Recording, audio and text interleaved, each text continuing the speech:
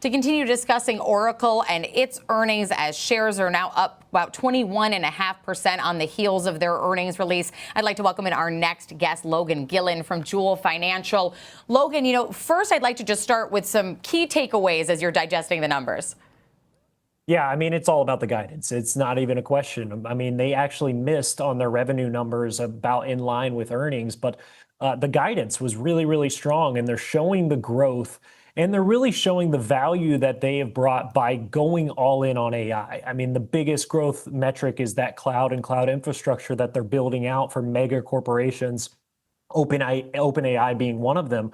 So they forward guidance that's saying 300% or so of additional revenues for future jobs that they're going to be on is huge. And that's why the stock is reacting so positively. I mean, it's very similar to their June data when they came out with earnings and basically said, very similar, really strong guidance, really good growth in the AI names, and had about a 12% pop.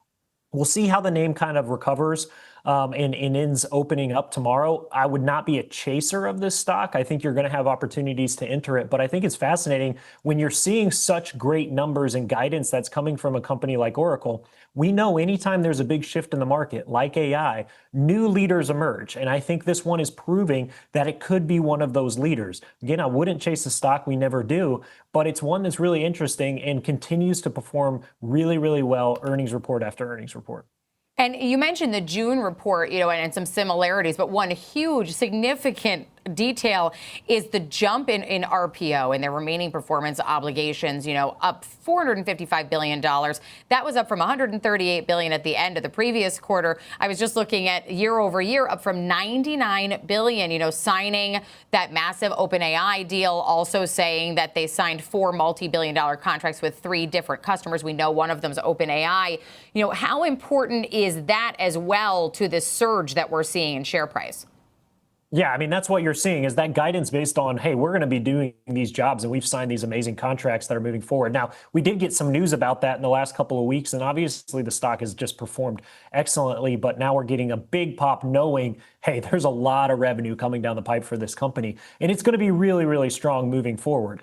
And you just have to kind of look at what they talk about on the call coming up at 5 o'clock. I think we're going to learn a little bit more about some of those deals. I would imagine that's maybe the questions that they get. The numbers kind of speak for themselves, and the company has obviously run on those.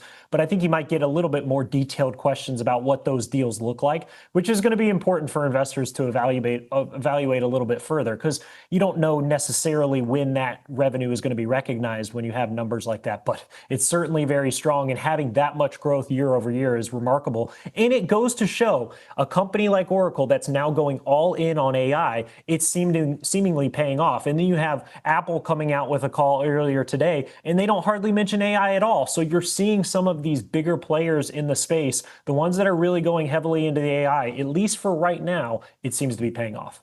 And in addition to that, heavy move into AI, they also announced a new product. They're going to have a new cloud infrastructure that they're saying is going to be called the Oracle AI Database. How important is this as a potential growth driver, and how much do you think it will be addressed on the call?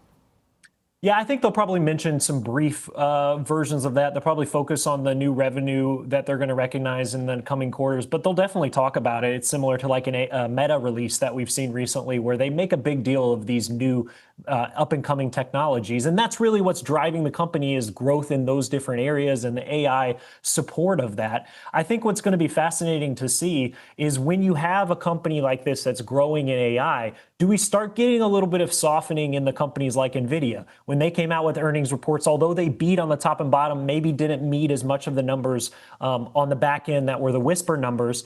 I think we're starting to see a shift more towards something like Oracle that is a cloud-based server. Snowflake is another good name. You'd have these software type, also some infrastructure around the AI movement. And it's starting to shift a little bit. We're not as focused on chips, but maybe more down the line of what AI can do for these companies as far as revenue growth moving forward. And Logan, final question for you. The CEO said as a preview and then offered this 4-year projection for revenue going forward in terms of cloud infrastructure. Do you think that we'll get any more guidance from them on the call, or is this it? I think we will hear a little bit. It's seemingly that they do that in previous reports, like when we talked about June, they go into a little bit of detail. So I do think we'll get a little bit more. Now, if that moves the stock higher or not, I mean, we're already seeing 20% or so on a moving post-market. So we might not get a massive jump in the market either way in this stock, but I do think we'll get a little bit more detail. And I think it was, hey, this is the preview, and we're going to give you a little bit more on the guidance moving forward. So I'm excited to learn more about that and see what the CEO comes out and talks about. Well, Logan, we appreciate you taking the deep dive into Oracle's earnings with us, and we'll be listening to that call as well. That's Logan Gilland from Jewel Financial.